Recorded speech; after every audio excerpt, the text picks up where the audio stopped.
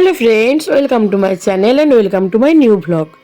আজকের ভ্লগটা শুরু হচ্ছে আমার গ্রামের বাড়ির থেকে, কারণ আমি যাচ্ছি বাইরে ঘুরতে এবং বাসে বাসে করে যাচ্ছি। আর যে বাসটা দেখলে ওটাও আমাদের সাথেই যাবে, অর্থাৎ আমাদের ওখান থেকে দুটো বাস যাচ্ছে।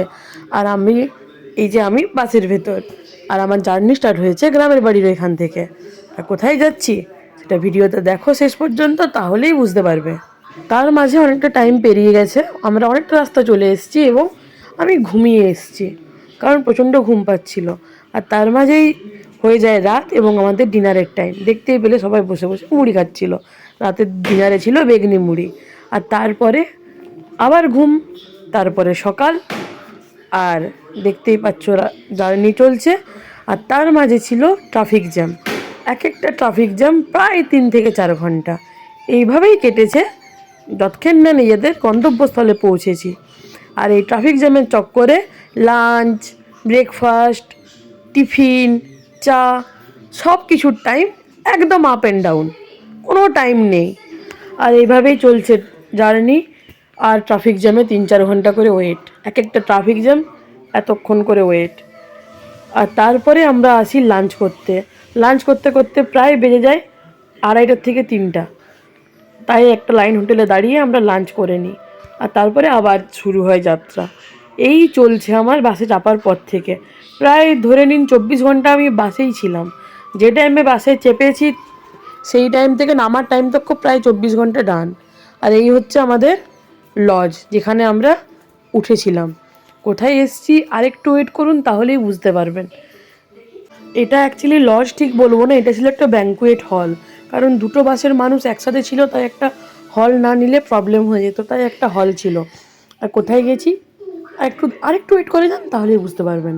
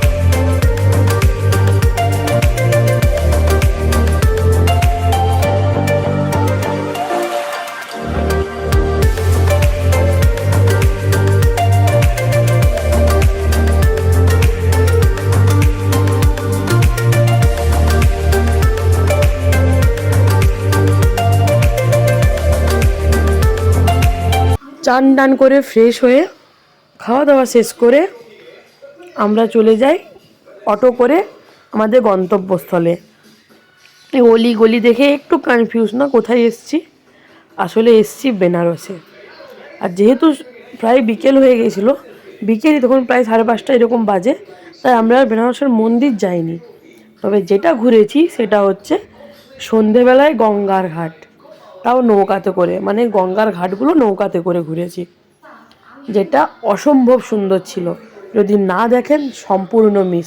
সন্ধেবেলায় গঙ্গার ঘাটে নৌকায় করে যে নৌকা বিহার, সেটা যে কী আনন্দের, এটা আমার ফার্স্ট টাইম এক্সপিরিয়েন্স, যেটা আমার মনে হয় খুব ভালো ছিল। দারুণ কেটেছে আমার সন্ধেটা। মানে এই যে এত জার্নি, লাঞ্চ, ডিনার, ব্রেকফাস্ট সব কিছুর এত আপ অ্যান্ড ডাউন, সবটা যেন আমার পশিয়ে গেছে যাকে বলে। কারণ আমি দারুণ ঘুরেছি এই সন্ধেবেলার নৌকা বিহারটা।